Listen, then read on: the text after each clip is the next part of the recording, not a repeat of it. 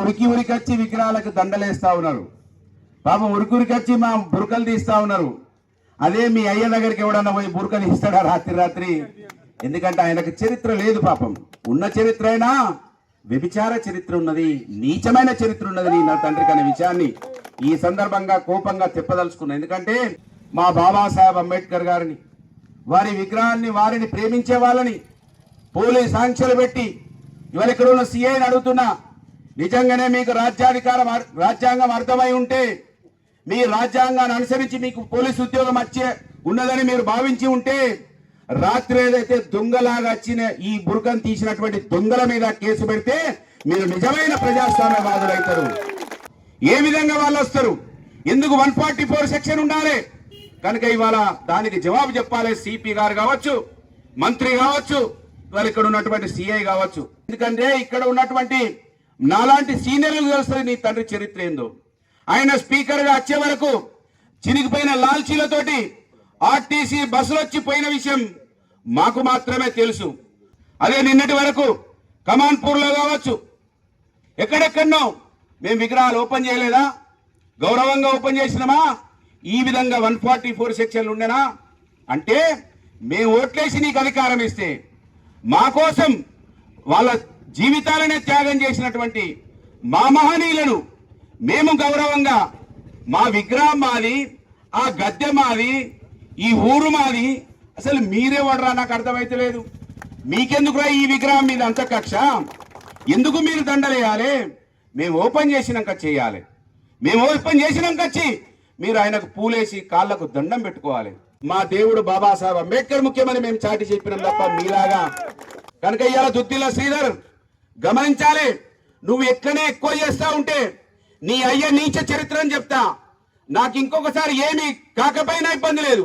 నీ అయ్య నీచ చరిత్ర ఈ నియోజకవర్గంలో చర్చించబడేందుకోసం నువ్వే అడుగులు వేస్తా ఉన్నావు. మా బాబాసాహెబ్ ను మమ్మల్ని అవమానిస్తుంటే నీ అయ్యది నీచ చరిత్ర ఖచ్చితంగా ఒక బుక్కు రూపాయన బయటికి తీస్తా అనే విషయాన్ని ఈ సందర్భంగా హెచ్చరిస్తా ఉన్నాను. అంతేకాకుండా వాళ్ళ నిర్ణయానికి వచ్చిన రాత్రి ఈశ్వరన్న కూడా చెప్పిన, ఖచ్చితంగా నీది ఇదే విధంగా అరాచకాలు ముందుకెళ్తా ఉంటే రేపు ఖచ్చితంగా మా చేతులకు అధికారం రావడం తథ్యం అయిపోయింది. ఇప్పటికే 20 నెలల్లో ప్రజానికానికి అర్థమైపోయింది ఎవరు ఏ విధంగా వ్యవహారం చేస్తా ఉన్నారో. నువ్వు అధికారంలో లేనప్పుడు ఇదే పోలీసులను ఏ విధంగా మాట్లాడినావు, ఊగలవారి ఏడుపులు ఏడ్చినావు, వాయ్యో వావ్వో అన్నావు. ఇప్పుడు అదే పోలీసులతో హింసలు పెడతా ఉన్నావు. అర్థమైపోయింది వాళ్ళ సమాజానికి.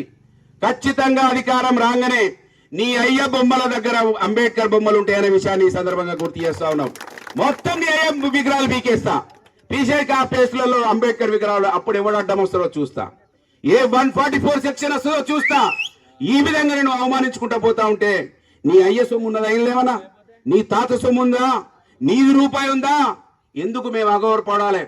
అంబేద్కర్ మిమ్మల్ని కొట్టిండా, తిట్టిండా? అరే దుద్దిల్ల శ్రీధర్, నీకు కూడా ఇవాళ మంత్రి పదవి వచ్చిందంటే ఆయన రాజ్యాంగం వల్లనే అది గుర్తుపెట్టుకో. నీ అయ్యనో నీ తాతనో కాదు. నీ తాతనో నీ అయ్యనో రాజ్యాంగం రాయలేదు, అలా మెంబర్ కూడా కాలేదు. కనుక దుద్దిల్ల శ్రీధర్ ఆలోచించాలి. ఇప్పటికైనా హెచ్చరిస్తున్న ఖబర్దార్. అంబేద్కర్ విగ్రహాలు నీ అయ్య విగ్రహాల ప్లేస్ లో ఖచ్చితంగా వస్తాయి. నీ అయ్య నీచ చరిత్ర ఈ నియోజకవర్గంలో చర్చించబడడానికి నువ్వే పావులు కదులుతా ఉన్నావు. నీ పోలీస్ ఆంక్షలు, నీ 144 సెక్షన్లు మమ్మల్ని ఏది కూడా ఆపలేవనే విషయాన్ని మళ్ళొకసారి గుర్తు చేస్తా ఉన్నాను. సిపి ముఖ్యంగా గమనించాలి. సిపి మీ పోలీసులు ఇవాళ గంజాయి విచ్చలవిడిగా ఏరులై పారుతా ఉన్నది, డ్రగ్స్ వస్తా ఉన్నాయి, అనేక రకాల అసాంఘిక కార్యక్రమాలు ఈ రాష్ట్రంలో, ఈ నియోజకవర్గంలో దుద్దిల్ల శ్రీను అనే ఒక జోకర్, ఆ శ్రీధర్ తమ్ముడు చేతిలో ఇక్కడ అనేక అరాచకాలు జరుగుతా ఉన్నాయి. సిపి ఒకవేళ నీకు రాజ్యాంగం తెలిసి ఉంటే, నీ చేతిలో ఇన్ఫర్మేషన్ ఉంటే, మీరు నిజమైన పోలీస్ ఆఫీసర్ అయి ఉంటే, ఐపీఎస్ ఆఫీసర్ అయి ఉంటే దీని మీద ఉక్కువాదం పెట్టండి, దీని గురించి ఆలోచించండి. కానీ మేము విగ్రహాలు పెట్టుకుంటాం, మేము కార్యక్రమాలు చేసుకుంటాం అంటే మా మీద ఆంక్షలా? ఇది పోలీస్ శాఖ నిజంగానే మంచిగా పనిచేసి ఉంటే ఆ రాత్రి ఎవడైతే దొంగలు బందీపోట్లాగా వచ్చిండ్రో వాళ్ళు కటకటాల వెనుక పోవాలి, వాళ్ళ మీద కేసులు ఉండాలి. అంతటి కారణం దుద్దిల్ల శ్రీధర్ అనే విషయం ఈ సమాజానికి అర్థమయ్యే వరకు, పూర్తి శ్వాస ఉన్నంత వరకు పోరాటం ఆగదనే విషయాన్ని ఈ సందర్భంగా గుర్తు చేస్తూ